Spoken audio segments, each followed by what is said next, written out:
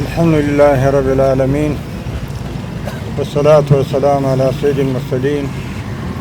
وعلى آله وأصحابه أجمعين وبعد. يا أيها الذين آمنوا استعينوا بالصبر والصلاة إن الله مع الصابرين. صدق الله العلي العظيم وصدق رسوله النبي الكريم. اولا ټولو محترمینو د افغانستان د اسلامي امارات مشرانو، مسؤلینو، والیانو، صاحبانو او په تېره بیا د افغانستان د اسلامي امارات او د افغانستان تجارو وروڼو او صنعتکارانو وروڼو ته او د رسنیو مسؤلینو ته و ټولو راغلو کشرانو مجاهدینو ته السلام علیکم ورحمت الله وبرکاتو. یقینا محترمو، نن دا هم د خوشحالۍ ورځ ده چې موږ نن د جوړولو چې یعنې جوړ شوی سړک دی چې اوس جوړېږي د دې د افتتاح دپاره راغلي. اولا حاجي ملا صاحب محترم ته د دې تبریکي وایو. کوم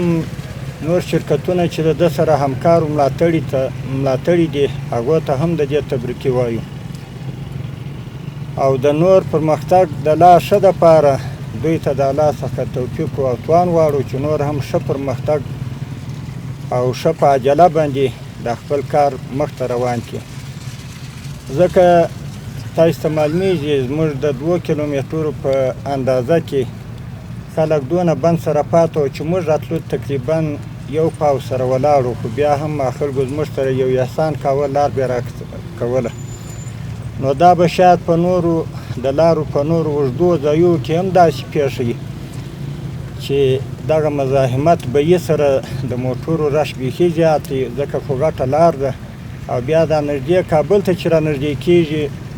دلته خو بیا بیخي د نورو ولایتو موټر هم ورسره یو ځای کېږي د دې لارې سره، دلته بیا بیخي تر هر ځای رش زیاتېږي. یو خو دا خبره کوو دغه کم قراردادیان محترمین چې کم اندازه د سړک په قرارداد اخیستې ده،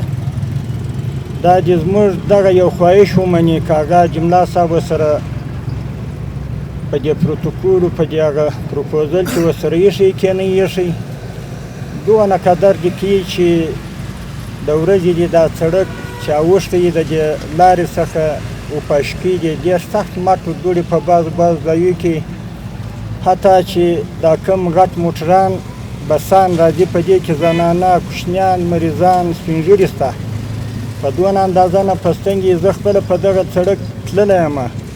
داسې نه د بل د خولې خبره نه کوم، دا موټر به ودرېده دغه مټو دوړې به په دې بس ننوتلې، هلته به دغه زنانو د خپل